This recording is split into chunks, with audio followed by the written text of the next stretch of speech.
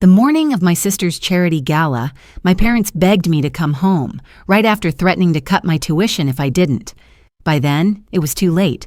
The media had already found the donation fraud. Hi, I'm Natalie. For years, I was the invisible daughter, until I uncovered the truth behind my golden sister's perfect public image. Would you have gone to the gala? Or exposed everything they tried to hide? Let me know. What would you do if your family only saw your worth when they needed you? There's an RSVP card propped against my laptop, gleaming gold in the morning sun like a tiny trophy for someone else's victory. I didn't request it, didn't want it, and yet there it is, bold, embossed, and impossible to ignore. Ava's smiling face stares back at me from the attached flyer, all glowing skin and perfectly windswept hair, framed by a halo of fairy lights and corporate logos. The 4th annual Ava Collins Children's Arts Gala, it announces, as if it's a royal decree. Beneath it, in smaller text, proudly sponsored by the Collins Family Foundation. I set down my coffee and pressed the card flat with my palm, as if that might make it disappear. My room smells like dry erase markers and instant ramen. Jada's soft jazz playlist drifts through the air, but my attention is locked on the gala invite like it's ticking. A notification buzzes on my phone. I already know who it's from. Mom doesn't like to call. She prefers the power of a carefully worded text. Mom, we expect you home by Friday. Ava needs your help with prep. Bring something formal. I don't respond. Instead, I scroll through the attached link. The gala is, as always, over the top. There's a silent auction with wine pairings, a performance from some Broadway understudy, and a speech from Ava herself. Of course. I close the page before I can gag on the pretentiousness. It's not the gala that bothers me. It's what it represents. Ava's stage, her spotlight, and somehow, always, my burden. Last year, I said no. I had finals, group projects, an on-campus job. I thought that would be enough. A week later, my meal plan got accidentally canceled. Took me 3 days, 2 trips to the financial aid office, and one very public breakdown to get it reinstated. Mom called it a glitch. Dad didn't call at all. The phone rings now, sharp and familiar. I stare at the screen. Dad, mobile. For a moment, I consider letting it go to voicemail, but I already know how this script ends. Hi, I say, keeping my voice neutral. Natalie? His tone is clipped. We've been trying to reach you. I don't remind him that texting isn't trying. I just wait. You know Ava's gala is this weekend. It's a big one. Yeah, I saw the invite. She needs you there. The family needs you there. Silence. I know what's coming. I know because I've lived inside this bargain for years. We've been generous, Natalie. We cover your tuition, your housing. We expect participation. There it is. Not support, not love. A contract. And if I can't make it, I ask, even though I already know the answer. There's a pause. Not hesitation, just calculation. Then perhaps it's time you start learning what independence really means. I hang up before he can finish, not out of rudeness, but preservation. I drop the phone onto my blanket and let out a breath I didn't realize I was holding. Jada peeks in from the kitchenette, a bowl of oatmeal in one hand and a worried glance in the other. Was that your dad? She asks. I nod. Gala stuff? Gala stuff. She crosses the room and hands me a spoon. No words, just oatmeal. The good kind with cinnamon and apple chunks, not the powdery campus kind, her way of grounding me. You don't have to go, you know, she says gently. You're not their pawn. I'm their investment, I mutter, and investments are expected to perform. We sit in silence for a minute. Then I grab my laptop and open the NYU student portal, navigating to the financial aid section. My stomach clenches. Status, pending. Family verification required. They've already started. I slam the laptop shut and press the heel of my hands into my eyes. Jada doesn't say anything. She just keeps eating. That's why I love her. She's the first person who made me feel like my life wasn't a series of tests I was doomed to fail just by showing up. You ever feel like you're the unpaid intern in your own family? I ask, voice muffled. All the time, she says with a small laugh. But my mom sends cookies with the guilt trips, so it's harder to stay mad. I let out a humorless chuckle. Mine sends invoices. Eventually, I force myself to pack. Not much. A few changes of clothes, my cheapest heels. The formal dress I wore to my senior awards banquet. Ironic, since my parents skipped that too. They were in Aspen with Ava, some foundation conference. I zip the bag shut like I'm sealing a promise I'll regret. Before leaving, I check my portal again, still pending. I book a one-way train ticket to White Plains, not because I want to go, but because I can't afford not to, not yet. As I step out into the hallway, I hear Jada's voice behind me. You're worth more than they treat you, Nat. You know that, right? I pause. It's a simple thing to say, but some truths are hard to hold when they've been ignored so long. Thanks, I say softly, and I mean it. At Penn Station, the crowd moves like molasses with earbuds. My train's delayed by 20 minutes, which feels poetic. I scroll through Ava's Instagram while I wait. A photo of her holding a golden ticket. Caption, "Making magic happen." So proud of this year's gala. Couldn't have done it without my incredible family. I almost laugh. Just as the conductor calls my platform, my phone buzzes again. I glance down. NYU portal notification. Payment blocked until further notice. I step onto the train, the doors hissing shut behind me. They've made their move. Now I have to make mine. The driveway still creaks under tires the same way it did when I was 16, sneaking in late from the library and praying Dad wouldn't hear. Except this time, I'm not sneaking in. I've been summoned. The familiar hedges are trimmed sharper than I remember, and there are folding chairs stacked in the front yard. A delivery truck idles near the curb, its back doors yawning open to reveal crates of champagne flutes and velvet rope stands. The moment I step out of the Uber, someone thrusts a clipboard into my hands. "Collins, right? You're Natalie?" A woman asks, not looking up from her phone. Yeah. Great. You're on gift bag duty. See if someone inside can point you to the boxes. We're behind on assembly." She's gone before I can explain that I'm not actually on the payroll. The front door is propped open. I step inside, greeted by a blast of lavender-scented air and the muffled sound of a violin rehearsal echoing from the living room. My childhood home no longer feels like a house. It's a set. Every surface is curated, every hallway staged. There's a massive canvas poster of Ava, mounted above the mantel, her face bathed in soft light, framed with gold calligraphy. Ava Collins presents. I stop beside the bookshelf and glance at the familiar trophies still on display. Ava's ballet recital plaque gleams under a spotlight. Right beside it sits my 6th grade science trophy, faded, the brass oxidized, crooked in its frame. I reach to straighten it, then change my mind. Let it lean. "Finally," comes a voice behind me. "Mom." She emerges from the dining room wearing a pearl sweater set and kitten heels. Her hair is swept into the same tight bun she's had since 2004. "You're late." "It's Tuesday." "Yes, and the gala's Friday. We're already down a day." She kisses the air beside my cheek and pulls the clipboard from my hands. "Change of plans. Ava wants you assisting with the slideshow. We need all the photos labeled and synced by tomorrow." Before I can respond, she's already halfway down the hall, barking orders at a florist.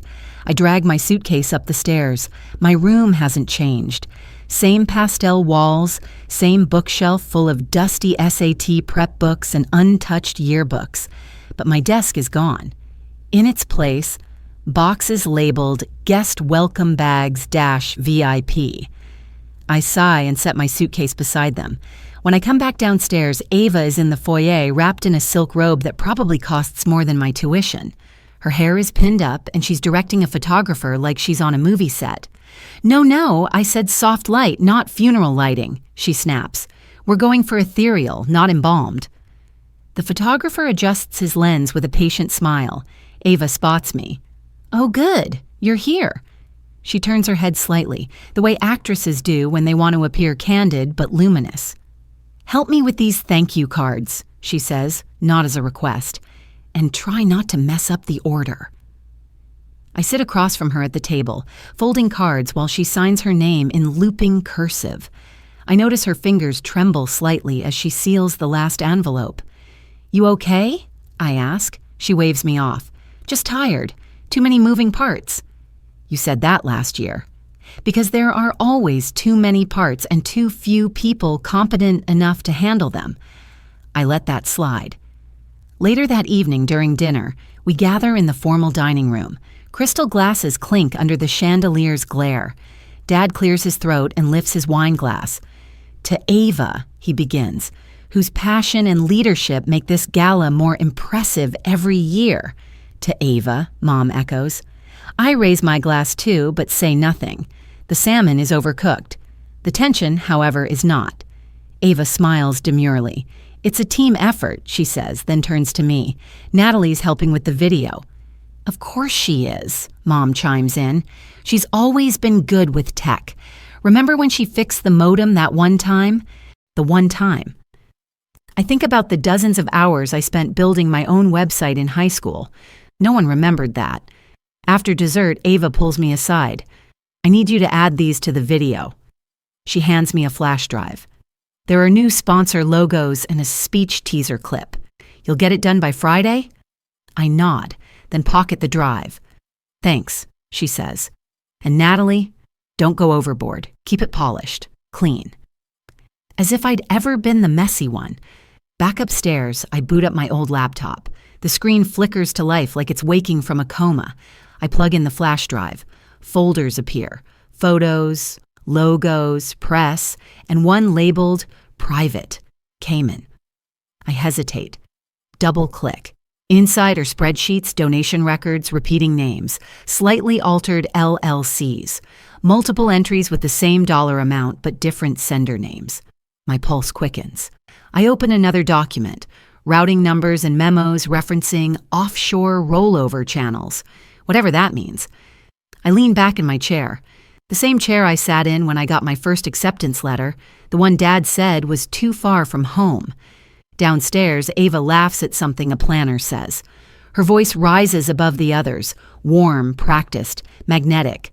I minimize the window and eject the flash drive. Not because I'm done, but because something tells me I'm only beginning. There's a knock on the door. "Natalie?" Ava's voice. "Quick favor. The calligrapher needs the table chart changes. You're good with layout, right?" Of course I am.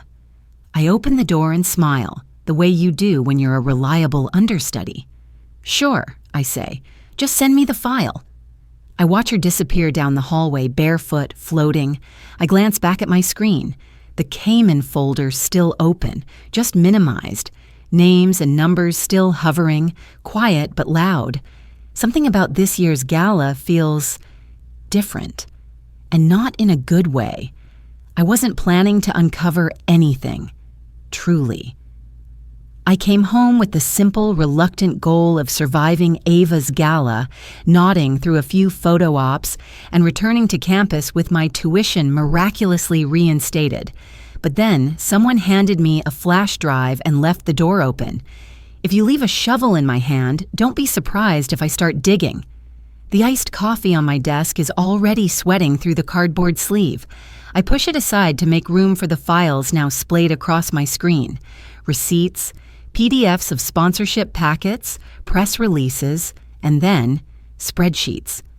I click through each tab slowly like lifting old floorboards.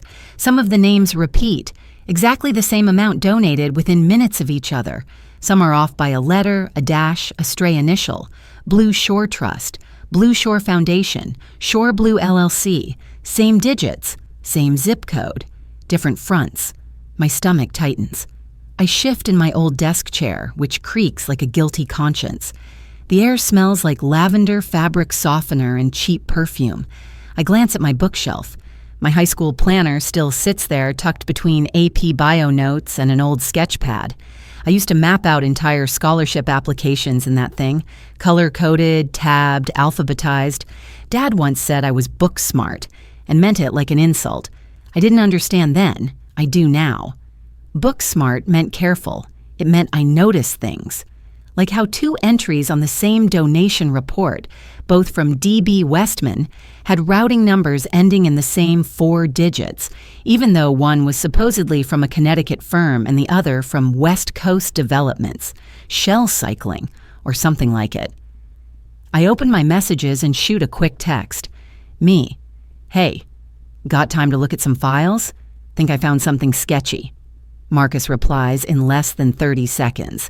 That's the thing about Marcus. He's always waiting for a mystery. Marcus. You're in luck. I just finished coding something dumb. Send it over. I drop a zipped folder into the chat. He texts back a minute later. Marcus. Wow, that's a lot of laundering for a children's gala. I blink. My throat goes dry. Me. Laundering. Like money laundering? Marcus. I'm not saying they're funding black market lasers or anything, but it's layered. See this? Repetitive donations, multiple LLCs, one central beneficiary. Classic Shell strategy. He sends a screenshot with red circles and arrows. I don't fully understand. Marcus. You found this all on a thumb drive? Me. Yeah, from Ava. Marcus. You sure she knows what she's sitting on? That's the thing. I'm not sure. Ava's always been about image, about optics. If the glitter's thick enough, she doesn't always check what's under it. There's a voice memo in the folder labeled Speech Draft 3. I press play. Ava's voice pours through my speakers, practiced and poised. This gala isn't just about the arts. It's about building futures, about lifting up communities through connection. She sounds perfect, golden, but it's too polished. No hesitations, no breath, almost corporate.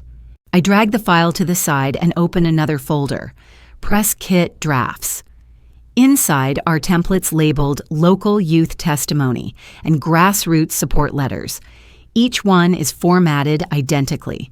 Same structure, same quotes, different names. It's like someone tried to manufacture authenticity. I scroll through a draft titled Student Letter, Bronx. There's a name, Maria L., and a line that reads, I never imagined I'd get to perform at Lincoln Center, but thanks to Ava's program. The problem is, Ava's program has never had a Bronx chapter. She told me that herself last year. Too logistically complicated. I lean back in my chair and stare at the ceiling. The glow-in-the-dark stars from middle school are still there. They don't glow anymore. I pull the documents into a folder, rename it Gala Records Full, and hit print. The whir of the old printer beside my bed feels impossibly loud in the stillness. Page after page feeds out, line after line of names and numbers that don't add up. When the last sheet slides out, I gather the stack and press it flat against the desk. My hands are trembling, not from fear, but from the weight of being right, of knowing too much. Again. There's a knock on the door. Are you working on the slideshow or obsessing again? Mom. I shove the printouts under the mattress without thinking. Old reflex. That's where I used to hide my diary, the one she found and read when I was 13. I'm editing, I call back. A pause. Then her footsteps retreat down the hallway. I sink into the chair, my chest tight. What do I do with this? If I confront Ava, will she deny it? If I tell my parents, will they even believe me? A part of me still wants to pretend it's nothing, a bookkeeping error, a formatting fluke. But the spreadsheets don't lie. The numbers tell a story Ava's mouth never will. I sip the rest of my coffee. It's lukewarm and bitter. I pull out my phone and start a new note. Title, What I Know. Underneath, I start listing bullet points. Duplicated donor entries, matching routing numbers, fabricated testimonials. I pause halfway through and stare at the screen. Then I type one more line. If I walk away, this doesn't go away. I close the file, lock my phone, and look out the window. The garden still has that chipped angel statue Ava painted in 7th grade. It's missing a wing now. I remember she cried when it broke. Dad drove to 3 different nurseries looking for a replacement. He never found one. Said, Some things are worth fixing. Others are worth remembering how they broke. I wonder which one this is. I lie back on the bed, the mattress slightly lumpy under the stack of hidden pages. I stare at the ceiling until my eyes blur. There's nothing quite like being told you're jealous while holding proof that someone's life is built on sand. I stood outside Ava's room, the flash drive clutched in my palm, heartbeat pressing against my ribs like a warning drum. Downstairs, the caterers were unloading trays of imported cheeses and monogrammed napkins. Through the upstairs window, I could see a delivery truck backing into our driveway with 2 gold-framed sponsor boards inside. I knocked once, not waiting for an answer before stepping in. Ava was sitting cross-legged on her bed, hair in loose waves, scrolling through her tablet like she was reviewing state secrets. She looked up at me with a flicker of impatience, the kind she used on interns or overzealous fans. "I'm in the middle of finalizing seating," she said without lifting her gaze. "Can this wait?" "No," I replied, and walked to her desk. I opened her laptop and inserted the flash drive. "What are you doing?" she asked sharply. "Showing you something," I said, clicking through to the folder marked Private Cayman. Ava finally stood, crossing her arms over her chest like armor. "Natalie, if this is about the slideshow again, it's not." I turned the screen toward her. Names, routing numbers, identical donation amounts stacked like dominoes. Blue Shore Trust, West Coast Development, D.B. Westman. She blinked once, then narrowed her eyes. "Where did you get that?" "From you," I said. "You gave me this flash drive. I was supposed to add sponsor logos, remember? But there's more here than branding." Ava stared at the screen, then back at me. "So what? You're trying to what? Play detective now?" "I'm trying to keep you from imploding in front of 300 donors and a press team." She shook her head slowly, her practiced poise sliding back into place like a mask. "You're overreacting. You don't even know what you're looking at." "I do," I said, "and so will anyone who runs basic forensic accounting." "Stop," she snapped. "You're making drama again." Those words hit harder than they should have. "Drama?" I said, voice low. "Ava, this is fraud." A flicker of something passed through her eyes, not fear, calculation. Then she gave a small laugh, swinging her head as if I were a child who'd wandered into an adult conversation. "You've always done this, blown things out of proportion, made everything about you. Is this because of the gala? Because your name isn't on a banner?" I stared at her, stunned. "You think I care about a banner?" "I think," she said slowly, "that you've always been jealous of me, of my place in this family." For a moment, I forgot how to breathe. "You remember 10th grade?" I asked quietly. "The science fair?" She frowned. "What does that have to do with—" "You forgot to put my name on our joint project. I did the analysis. You read the summary. Dad said, 'Just let her shine, Natalie.' So I did, and I kept doing it, year after year." I turned the laptop back to me and closed the screen. "I'm done letting you shine if it means sinking everyone else." She crossed her arms tighter, lips pressed into a thin line. "You need help," she said finally. "This obsession isn't healthy." I laughed, once sharp. "You keep calling it obsession. I call it noticing." I walked downstairs, the drive still in my pocket, papers folded in my jacket. Dad was on the phone with someone near the foyer, gesturing to a clipboard. Mom was beside him, fluffing flower arrangements like it was a funeral. "Mom, Dad, I need to talk to you." They both looked up. Mom gave a polite smile that didn't touch her eyes. Dad raised an eyebrow. "It's important," I added. Dad handed off the phone and nodded. "What is it?"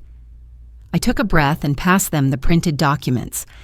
I found something in Ava's files: repetitive donors, fake LCs, Cayman routing accounts. "You need to look at this." Mom's brow furrowed. Dad skimmed the top page, then the next, then looked up.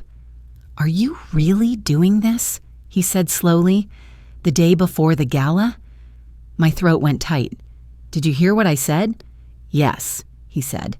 And I'm telling you, this is not the time. There's no good time to stop a scandal, Dad. You think the sponsors will care if it's inconvenient? Mom stepped in, laying a hand on my arm. Honey, you're stressed. I know school has been overwhelming. This isn't about school. Then what is it? She said, her voice sharp now. Your sister has spent a year building this event. Do you know how much money she's raised for children's programs? Money that's moving through false names, I said. Did you look at the routing numbers? You don't understand how fundraising works, Dad said flatly. I understand how fraud works. A silence stretched between us, thick as wet cement. You're jealous, Mom said softly. You've always been. My breath caught. Ava appeared behind me, arms folded, her smile too wide, too still. It's okay, she said gently, as if offering a tissue. Some people just can't handle watching others succeed. I turned to her. You think this is success?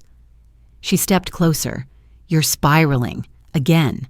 Just like freshman year, when you said you couldn't breathe during midterms. You create chaos and then blame us when things break. The air left the room. Dad stepped forward, voice steady. You're no longer welcome here, Natalie. We'll handle things without your negativity. For a second, I thought I'd misheard, but the line stayed there, floating in the space between us. Mom turned away like she couldn't bear to watch me stand there anymore. I nodded slowly, something inside me settling. Fine, I said. I walked up the stairs one last time. In my room, I pulled a manila envelope from my bag and slid the printouts inside. I sealed it with a piece of tape, wrote Gala files across the front, and walked quietly into Ava's room. She wasn't there.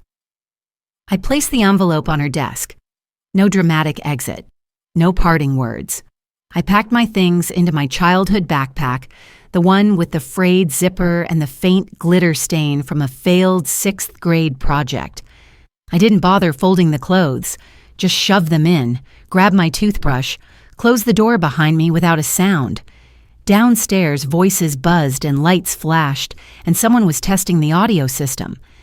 I slipped out the side door, unnoticed. The driveway creaked again under my feet like it always had. But this time, I wasn't sneaking away. I was walking out on purpose.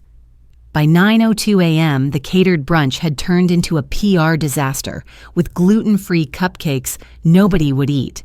I wasn't there, of course, but the hashtags didn't lie. My phone was already buzzing when I opened my eyes, the screen glowing like a warning flare. I squinted at the top notification. Golden Galagate. Underneath it, exclusive Collins family. Gala investigated for donor fraud. Local News 4. I sat up slowly, brushing a hand through my hair as Jada walked in, holding 2 cups of coffee and a look that said she already knew. You're trending, she said, placing the cup on my desk. Wonderful, I muttered. She perched on the edge of my bed, cross-legged. You didn't do anything wrong. I didn't answer. The truth was more complicated than guilt or innocence. I hadn't leaked anything. Not directly. But someone had. Maybe one of the event staff found the documents. Maybe Ava finally opened that envelope. Maybe someone got cold feet and decided to pull the thread. Either way, the sweater was unraveling. My notifications multiplied in real time. Eleanor Collins, 2 missed calls. Richard Collins. Voicemail, 1 minute 27 seconds. Ava Collins. Message. Voice note. I pressed play. Ava's voice cracked through the speaker, breathy and panicked. I don't know what happened. I was getting ready and then people started leaving. The florist won't return my calls. Someone leaked the files, Natalie. How could you do this to me? She didn't say us, just me. Next came Dad's voicemail, tight and clipped. You made your point. We need to contain this before the board gets involved. Come home, help us fix it, and we'll talk about restoring your tuition. Time is critical, Natalie. Do the right thing. Then Mom, sounding brittle but polished. We didn't raise you to be vindictive. I hope you realize what this has done to your sister. I stared at the screen. My dorm room felt too quiet, too stable for the chaos exploding miles away. Outside, students walked past our window with backpacks and iced coffee, as if nothing was burning. Dr. Vega's name flashed on the screen. I answered on the second ring. "You've had quite the morning," she said gently. "That obvious?" "I've been forwarded 3 articles. One of them quoted your high school yearbook." I winced. "Please don't tell me it was the one with the glitter quote." "She believed she could, so she applied for 12 scholarships." She smiled softly. "I liked it." I let out a breath. "I don't know what to do now." "Yes, you do," she said. "You wanted them to see you. Now they do. What do you want?" I turned that over in my mind. I could go back, try to manage the damage, be the fixer they always called upon when things broke, just smart enough to clean up but never smart enough to lead. Or I could do something different. I opened my laptop. The news headline filled the screen. Collins Gala under investigation for donation irregularities. Subheadline, anonymous source provides documentation tied to Ava Collins' fundraising network. I didn't read the article. I didn't need to. Instead, I opened my email and began typing. Subject, not your fixer. Dear Mom and Dad, I'm writing this so we're clear. I'm not your fixer. I'm not your embarrassment or your disappointment or your obligation. I'm your daughter, and I'm done being unseen. You chose what to value. I've chosen not to wait for your applause. I hope you find your way out of this, but I won't be the one holding the flashlight anymore. Natalie. I hit send. Jada read over my shoulder, then placed a hand on mine. I'm proud of you, she said. For the first time in a long while, I believed someone meant it. I closed my laptop. The buzz didn't stop. Ava again. Another voice note, this one different. Her voice was lower, cracked in places she normally held firm. I think I need help, she said softly. Not from you, just help. I stared at the phone, the light blinking like a soft apology. I didn't hit play again. Instead, I walked to the window and watched the clouds roll past above the city. There's something humbling about knowing the world keeps spinning, even as yours resets. Dr. Vega once told me that growth often comes after the ground gives way, that when foundations crack, we see what holds. I hadn't crumbled. I just finally stopped propping up someone else's illusion. And for the first time in years, I didn't feel invisible at all. 1 year later, no one calls me dramatic when I speak. They take notes. It still surprises me sometimes. The quiet. The kind of calm that doesn't come from silence, but from knowing you're in a place that fits, a world that doesn't shrink you. My office at the nonprofit isn't fancy. There's a chipped filing cabinet in the corner and a flickering fluorescent bulb I keep forgetting to report. But the walls are mine. The corkboard is pinned with handwritten thank you cards from mentees, photos from student-led projects, and a quote I taped up on my first day. Visibility isn't vanity, it's belonging. I tug my NYU hoodie over my head as I get ready for the media workshop, the same hoodie I used to stuff into drawers when my parents visited campus. It's faded now, soft around the edges, but I wear it with pride.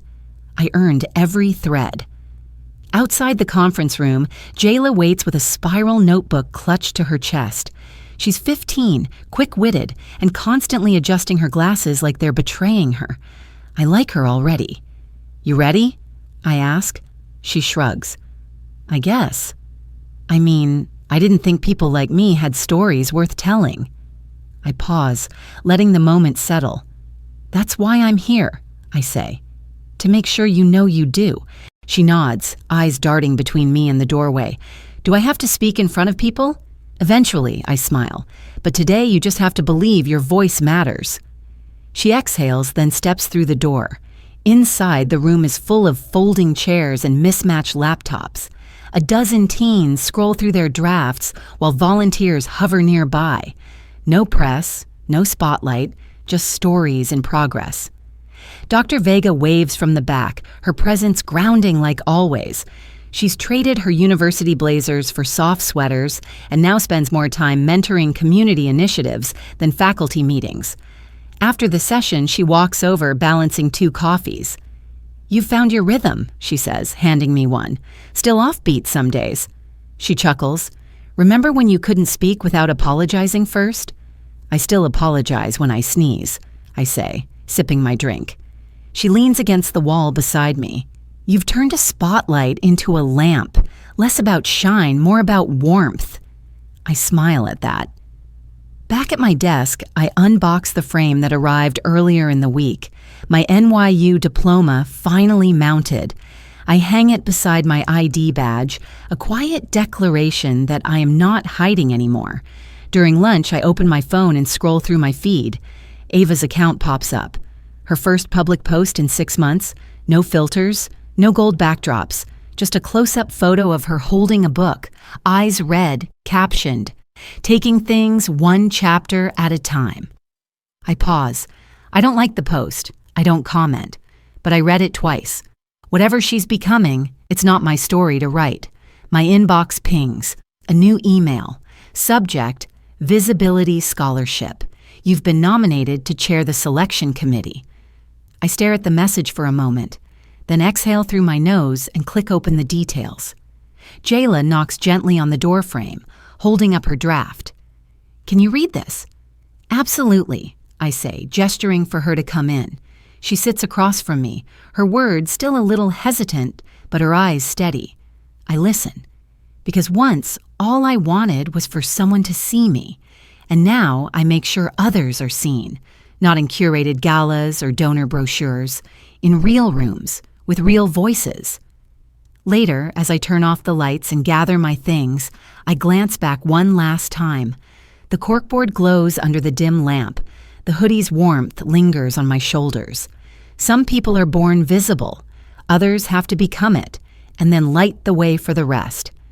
I used to think being visible meant being loud or perfect, but standing in that quiet office, helping someone find their own voice, I realized visibility is about being present, for yourself and for others. Sometimes the family we're born into doesn't see us until we stop waiting and choose to see ourselves. And when we do, we often become the light others follow.